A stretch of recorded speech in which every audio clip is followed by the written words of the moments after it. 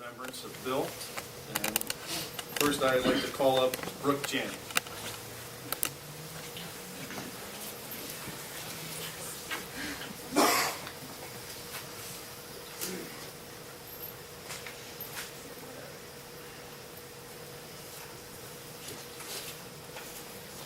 It's not that big. I'm getting old. It had to be 14 points so I could read it. We all kind of develop different personalities and roles, personas in ourselves as we march through life and as we adapt to it. They're all part of that collage of things that make us who we are, and Bill Boleen was no different. There were many facets to his life and to the man he was, and each of us knew him in different ways. One of Bill's defining personas was as an Air Force officer and navigator. That was the side of Bill I got to know best. Despite the fact that we were 30 years separated, we both served our country, and it was something that bound us together. There's an old Chinese proverb, some say curse, that say, may you live in interesting times. And from 1954 to 1974, Bill certainly did live in some very interesting times. He served his country in the Air Force. For 20 years, that young man from a small town in Iowa lived and worked all over the country and all over the world. He met his German wife, not in Germany, but in Greenville, South Carolina, of all places, but then ended up spending a number of years in West Germany and fell in love with that country as much as I did for my brief tour living there. Bill flew, frankly, in crisis after crisis that this country participated in that time period between 1954 and 1974. He started, again, in 54, and by 1956 he was flying missions into the Suez in response to the Suez crisis at that time. 2 years after that, he was flying into Lebanon as part of Operation Blue Bat, the U.S. intervention there in Lebanon. 2 years after that, in July and August, he was flying aerial resupply missions into the Republic of Congo. At the time, the Congo had just received its independence from Belgium and immediately became a flashpoint and a proxy war between the Soviet Union and the West. Bill tells a story about landing at the wrong airfield during those operations, and if you've ever been in a conflict like that, that's not all that hard to do because you really don't know who's controlling what. Where it was fine is no longer fine. But he landed at the wrong airfield, and that's a problem if you're the navigator. When the people they were supposed to support contacted them and said, hey, where are you? We're here. Where's here? Because you're not here. And at that point, the boys in the aircraft started seeing rebels appearing on the runway looking to block their way. And in true Air Force fashion, crank to max power, just start driving, they'll get out of the way. And sure enough, they did. But, again, for the navigator to have screwed that up, I can kind of understand it. I had a near miss, if you will, navigational error myself in Desert Storm, and had some guy not stop me, I'd have managed to drive up in the lead of the rest of the U.S. Army toward Iraq. Weren't quite ready for that stage yet. I tend to think of those kind of events as, one of those searing lessons that we all learn about what's important in your career. And for Bill, I think that probably played part of the reason he became such a renowned navigator. I mean, as I'm going to lead through the rest of his career, you're going to find out that this guy was one of the leading navigators in the U.S. Air Force. In October 1962, Bill and his crew flew missions in support of operations in Antarctica, part of Operation Deep Freeze. And on the 28th of October, one of those missions went pretty badly wrong. Weather started coming in. They were in an aircraft that could not land on the ice. Almost all the others could. And the one airfield in Antarctica that they could land in was weathered out. He didn't have enough fuel to get all the way back to New Zealand. So what to do? And because I think of Bill's skill and attention to detail, they found an alternate landing site that was within their fuel curve, managed to put the aircraft down on the ice, managed to actually get it back off the ice the next day after they got some fuel, which is also impressive. But I think one of the most insane things of that whole event is you understand what was going on in the world in October of 1962. This is in the middle of the Cuban Missile Crisis. his wife and family are back in the U.S. as there is a serious, very real potential that they're going to start lobbing nuclear weapons back and forth between the U.S. and the Soviet Union.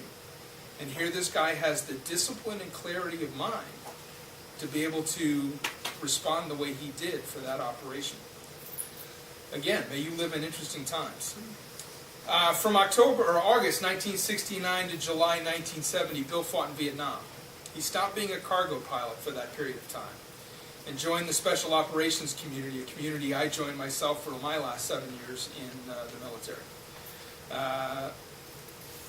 That was a very different role, but he left Military Airlift Command and trained in the AC-47, the first gunship, if you've heard of gunships, that we had, and flew with the 4th Special Operations Squadron, a squadron, the Ghost Riders, that I know very well. They continue to fly for the U.S. military today.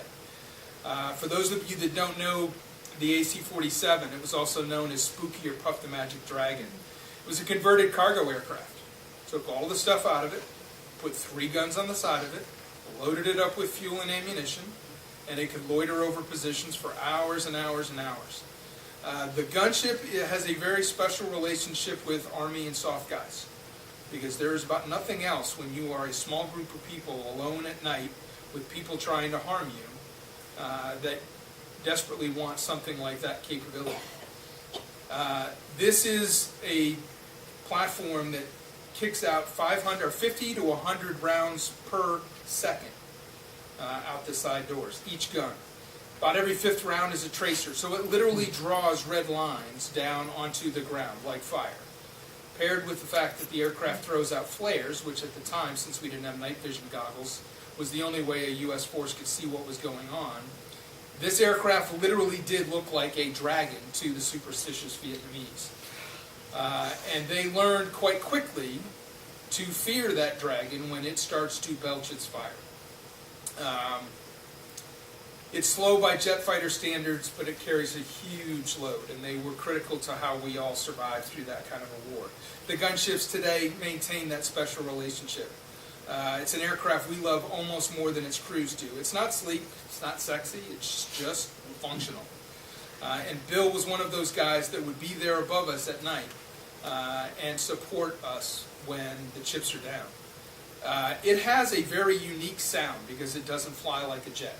So it's very distinct when it's overhead. And I have literally seen that sound alone stop firefights.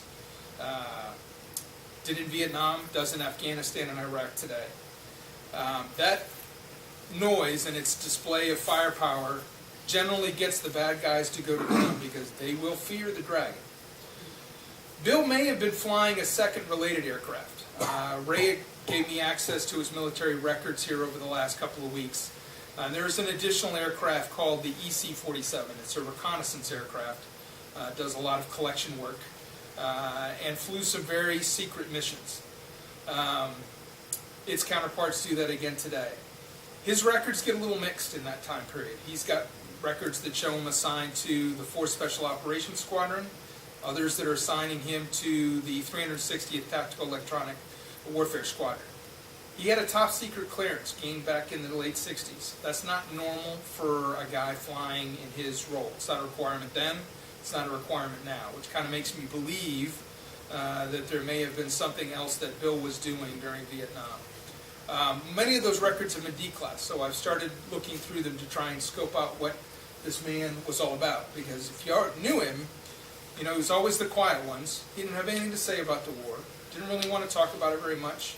Kept his oath of secrecy for everything, because even when we were talking, he wouldn't tell me what else had gone on. But I'm fascinated to know what the rest of that story is, so I continue to dig. But one of the things I've identified so far is my best guess is he may have been involved in several missions during that time period. On the 20th of December 1969, he won a Distinguished Flying Cross. That's pretty high up in the Air Force award hierarchy. The citation reads that he flew on that date an extremely hazardous mission through adverse weather and under constant threat of hostile ground fire and attack. That's it. Okay, I might have seen a couple of awards like that. That's not what, there's always a rest of the story. So I did some digging based on what was going on in that, and I kind of suspect that he may have been involved in Operation Menu, which was then a covert U.S. Strategic Command bombing campaign in Cambodia. Soon after that, in the early 70s, we invaded Cambodia as part of Vietnam. I suspect that he was across the border gathering intel to lead up to that, but still digging right now. I'll get to the bottom of it. Bill returned to the U.S. and continued to fly and also to serve in air traffic control. He qualified as a nav as a C-141 guy. That's the fourth airframe this guy flew. So that's pretty impressive for any career, but it's amazing for a guy that was already a major, probably soon to be a lieutenant colonel at that point, and he's being reclassed to fly as a nav in a new aircraft. He didn't just requalify it. A lot of guys do that. They'll go get requalified and then they'll never see the cockpit again. But Bill's out winning another Air Force Commendation Medal for his work as a flight examiner for the NAVs. And then Ray found a letter of commendation that named him the top combat airlift navigator in the 436 Mill Airlift Wing here in March 1972. That would have been as a major. The guy attained a drop record that had, I mean, there's circular errors how much distance it is between your drops. He had his drops, the last 10 drops he did, inside 66 yards. Now that would be good with today's GPS guidance systems. Bill's doing this old school with slide rules. So I'd call that pretty good. In April and May of 1973, he got one more overseas opportunity to excel. The guys here at Dover were apparently tasked to go fly a presidential support mission into Beijing. It was then called Peking, to support the establishment of the first diplomatic mission we've had in China since the communists had taken over back at the end of World War II. He retired here at Dover Air Force Base as a lieutenant colonel, and he received a meritorious service medal at his retirement in recognition, I think, of what was a remarkably distinguished 20-year career. He and I had many conversations about his service while I was still serving in the Army. I had 4 tours in Afghanistan and 1 in Iraq, and they were always of interest to him. Primarily because I could tell AC-130 stories, but Bill wanted to know. I wish we'd had more opportunities to talk. I served from 2004 to 2011 in the Special Operations community. I had been in the reserves doing that for a while, and then when Afghanistan was still ongoing and Iraq didn't end as quickly as people hoped, I quickly found myself back on active duty. You know, Laura's medical practice is great, but it does not move.